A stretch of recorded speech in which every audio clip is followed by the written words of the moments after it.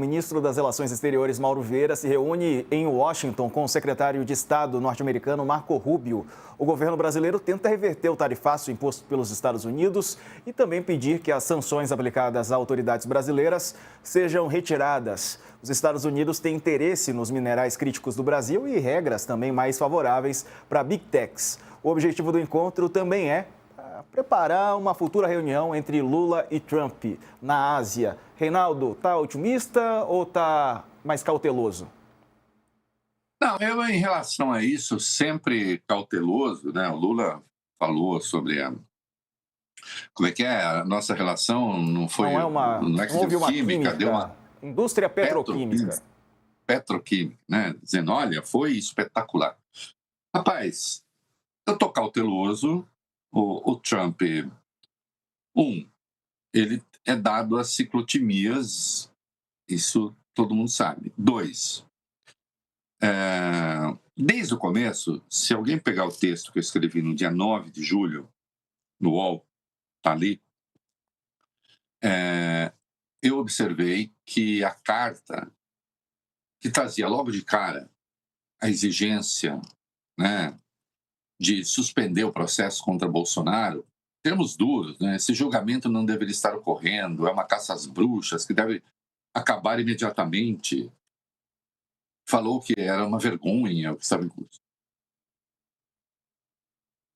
Eu disse, bom, evidentemente o Trump está se borrando, você está cantando e andando para o Bolsonaro.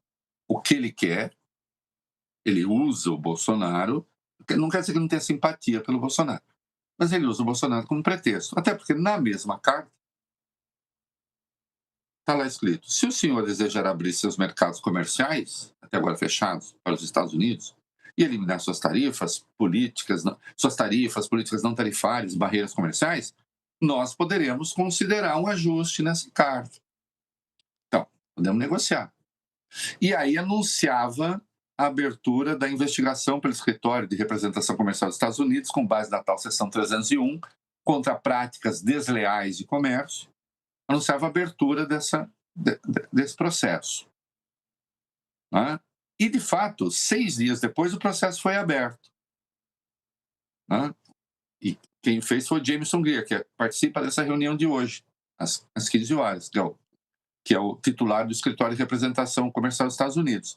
E ali na carta se falava, está aqui ó, a pauta, da questão do sistema, práticas do governo brasileiro relacionadas ao comércio digital e serviços de pagamento eletrônico, PIX, leia-se, tarifas preferenciais injustas, querendo que o Brasil elimine, como se a relação fosse deficitária para eles, mas é para nós, mas de qualquer modo elimine qualquer tarifa, acusando que é piada interferência do Brasil na política anticorrupção. O único que o fez foi o Trump, relaxando as punições para os americanos flagrados em corrupção. Nós não mexemos nisso. Proteção da propriedade intelectual, aí, a 25 de março. Acesso ao mercado de etanol, que é muito importante, sim. Né? Eles querem eliminar a tarifa de etanol aqui, mas eles não querem eliminar nenhuma tarifa para produtos brasileiros. E acusou até desmatamento ilegal. E, naquela semana, numa negociação com uma associação de mineradoras aqui no Brasil, eles passaram a falar das terras raras, dos minerais críticos, aqueles minerais de nomes muitas vezes impronunciáveis, que servem hoje à nanotecnologia, a chips, etc. Então, tem uma pauta comercial gigantesca. E não, vamos lá, Diego, não há dúvida, se o Brasil falar, tá bom, ó, vem aqui, pega a terra rara aí que você quiser, não precisa processar aqui, cata tudo, leva embora, processa lá fora, a gente fica feliz e diz, ó, Buana, vocês nos salvaram e tal, e a gente fica tranquilo, e vocês têm acesso aos nossos mercados, e a gente passa a cobrar pelos PIX, e pronto, e vocês levam tudo. E eles mandam o Bolsonaro a zerda. Dane-se Bolsonaro. Bolsonaro é um palhaço que serve de pretexto para uma investida que é de natureza neocolonial, que é o que o Trump está fazendo no mundo inteiro. Como não deixa de ser uma perspectiva neocolonial, essa agora em cima da Venezuela. Não, Maduro é um vagabundo, ditador, asqueroso. Agora, o sujeito admitir, olha só, eu vou lá, sem a CIA está lá, está sabotando, talvez prenda o Maduro, mate, né? A pergunta é ridícula dizer se vai matar, mas ele não disse que não vai, né? Porque é claro que tem pretextos aí da coisa de narcotráfico, mas são políticos. É uma política, é uma visão de mundo neocolonial, né? Que tem com o Brasil também. E o Bolsonaro serve de pretexto para isso, né? Destacando outra vez, e já vou concluindo, que em nenhum lugar do mundo o Trump encontrou uma elite local, um pedaço da elite local, que concordasse com esse arreganho neocolonialista. Nenhum lugar. Só aqui, com os bolsonaristas. E ele percebeu isso. Portanto, eu sou menos otimista, eventualmente, do que o Lula no negócio da petroquímica, dos relacionamentos, né? Agora, é fato que isso está causando prejuízo, essa política está causando prejuízo para os americanos também, um. Dois, não causou um cataclismo, na economia brasileira, felizmente. Três, serviu à recuperação política do Lula. Eu acho que isso tudo, essa altura, está na conta do tarado do Marco Rubio e do pouco menos tarado Jameson Greer, mas que, de qualquer modo, ontem fez declarações contra o judiciário brasileiro junto com Scott Bessent, que também recomenda prudência. Vamos ver, o meu otimismo assim, é da ordem de 57,8%. Com margem de erro de 2% para mais e para menos. Depois do intervalo, falaremos sobre a Venezuela. Nicolás Maduro disse que a América Latina e o Caribe não querem uma guerra. Daqui a pouco os detalhes. Fica aí. A gente segue ao vivo aqui para a internet, Reinaldo, e eles falaram, esses secretários norte-americanos, que o Brasil não vive, né, um Estado democrático de direito, enfim, falaram que não vivemos numa democracia. Exato. Ontem vieram com essa história. Imagina, né? Quem vive nos Estados Unidos, né? Se há coisa que o Brasil hoje é plenamente democrático, essa é uma fantasia, essa história de que pessoas aqui podem sofrer qualquer retaliação por crimes de opinião. Isso é mentira. O país em que isso acontece hoje são os Estados Unidos. Quem é que hoje pode ser punido em razão daquilo que pensa? São estudantes estrangeiros dos Estados Unidos, às vezes americanos mesmo. As universidades, as 7 universidades, só Harvard resistiu, as outras todas cederam a uma política clara de intromissão do governo federal nas universidades, e aí é uma coisa importante, né, Diego? Nós temos aqui universidades federais que são efetivamente autônomas. O governo federal não se mete no que acontece nas universidades federais. Tem ali escolha de reitor, etc., mas não tem qualquer interferência.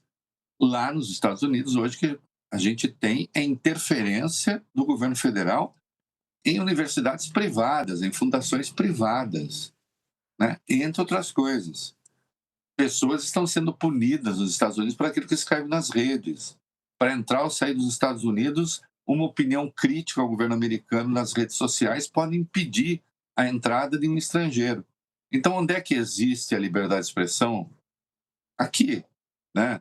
Os nossos tribunais são absolutamente independentes, né? A sua formação passa pelo executivo e por regras, como acontece no mundo inteiro, né? Então, se pode dizer sem medo de errar que o Brasil é uma democracia plena do ponto de vista político, ainda não é uma democracia social, e os Estados Unidos não, né? O Levitsky e o Ziblatt de como as democracias morrem e como salvar a democracia concordam comigo, né? Aliás, escreveram isso no prefácio de como salvar a democracia americana. O Brasil encontrou o caminho. Aliás, isso é reconhecido hoje no mundo, né? Os Estados Unidos, infelizmente, não. Exato. Você que está aí assistindo a gente pelo YouTube, deixa um like na nossa transmissão. Siga também comentando os nossos assuntos. A gente vai voltar para falar mais sobre a Venezuela. Ontem, no fim da tarde, chegou a notícia de que o Trump, ele afirmou que a CIA tinha sido acionada, a Agência de Inteligência dos Estados Unidos, inclusive podendo agir de maneira letal na Venezuela. Tem toda uma questão relacionada ao narcotráfico que está sendo usada como motivo, e a gente está voltando para a TV para falar desse assunto.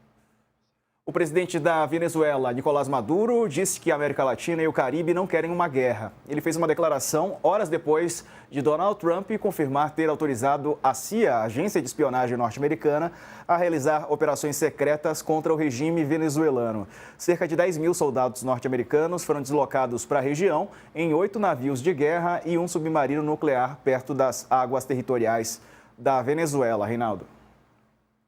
10 mil soldados, mais 4 mil mariners, propriamente. Você tem ali uma força bélica importante, né? Navios de guerra, submarino. Tudo sugere que o Trump está mirando a queda do Nicolás Maduro, né? Que, a exemplo de todo ditador faroleiro, o Saddam já fez isso, vamos nos organizar, vamos lutar e não sei o quê. Mas eu não sei quantos estariam dispostos hoje a morrer por Nicolás Maduro, né? Acho que bem poucos, né?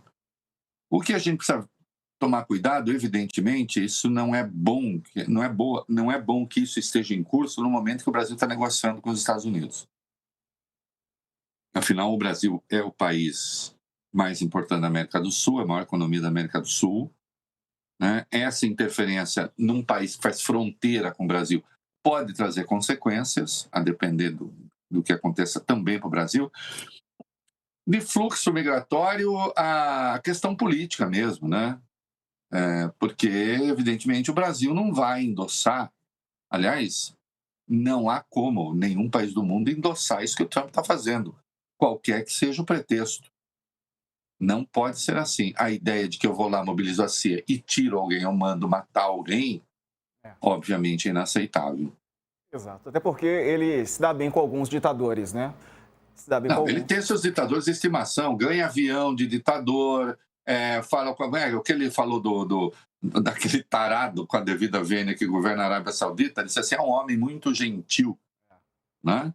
E o gentil é aquele que pegou o jornalista Khashoggi no consulado da Turquia, mandou picar e derreter em ácido. Terrível.